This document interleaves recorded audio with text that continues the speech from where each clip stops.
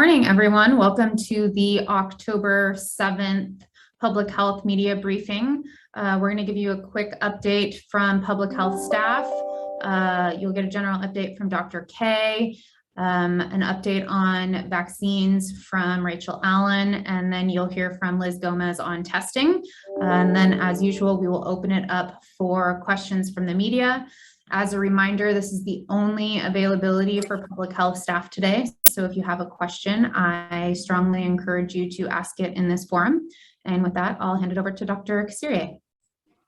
Good morning, everyone, and thank you for joining us. So with the numbers, we are at 151,000 cases of COVID-19 reported to Sacramento County.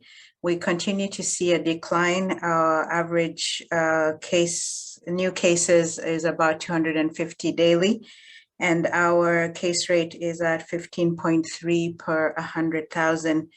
With the deaths, we are at 2,236, and the deaths are we're still seeing quite a high number. From yesterday, we had 12 additional, and we still have some pending. With the hospitalizations, we are seeing a decline there as well.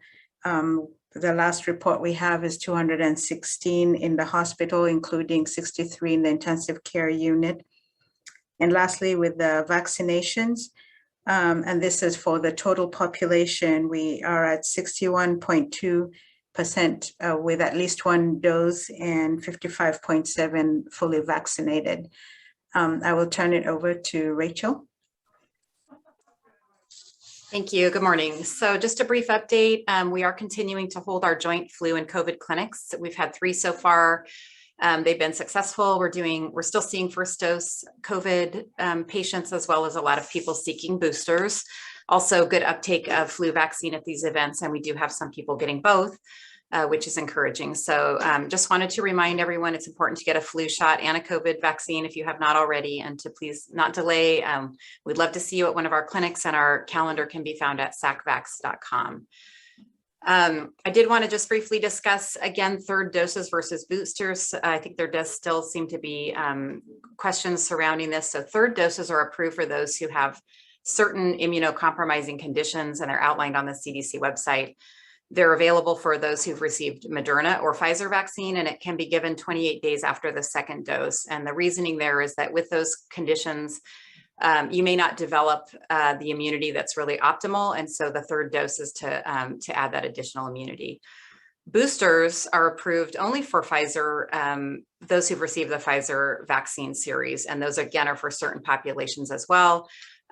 Just to address what we may see some waning in the efficacy of that vaccine. And so those populations are people that are 65 years and older, and those 18 to 64 who work in a high risk or live in a high risk environment, such as a hospital, school, or a nursing home, and also ages 18 to 64 with certain underlying medical conditions.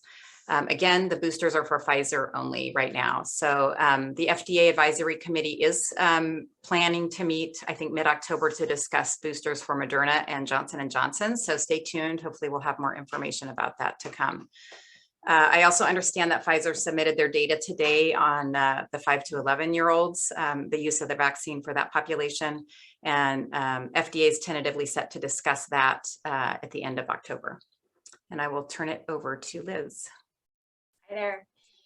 So here to talk about COVID testing. We have been partnering with the state, and all of our community testing sites, except for Natomas and Branch Center, are offering free Binax tests for the foreseeable future. While we are still in the midst of the national Binax supply chain challenges, the impact has lessened. All sites also offer PCR. A reminder that not all clinics are run by the county, and therefore not all provide rapid tests. We encourage community to review what test options are available at a site before heading over, and this information can be found on our county testing webpage.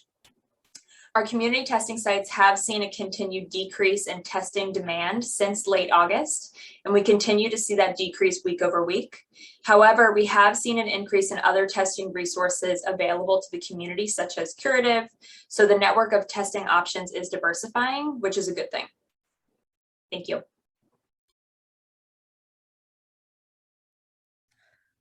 We'll now open it up to questions from the media. If you have a question, please raise your hand. I'll call on you.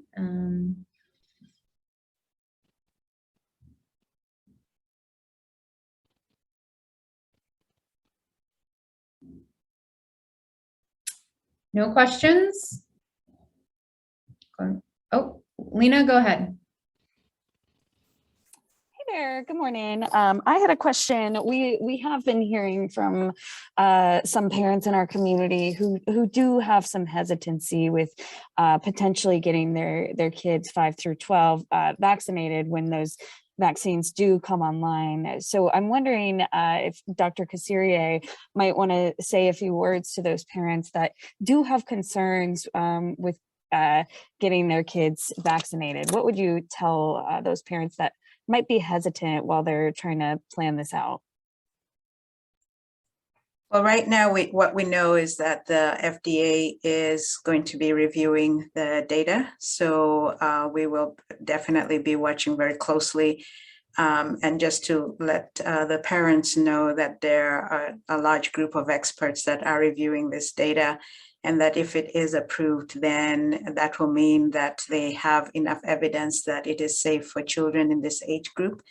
And as soon as we get additional details, we'll release that. We will be working with the schools as well as pediatricians to get the message out, to be able to answer questions, so that parents are comfortable with the information that they have and that they will be comfortable with being able to get their children vaccinated.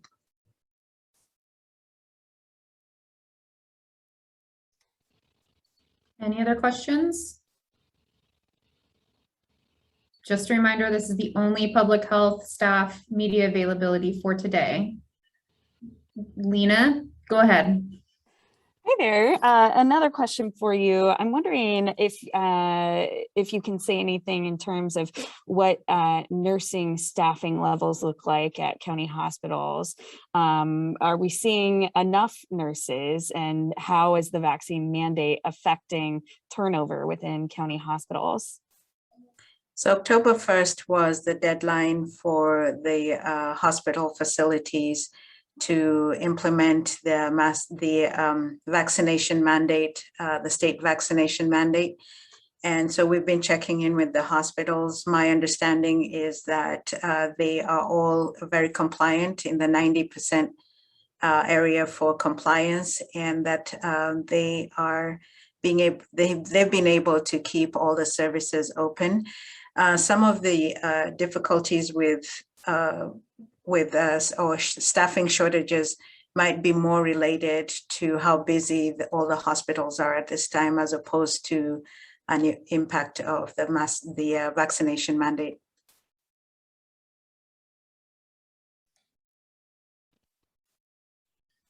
I'm not seeing any more questions. So with that, we will conclude today's media briefing.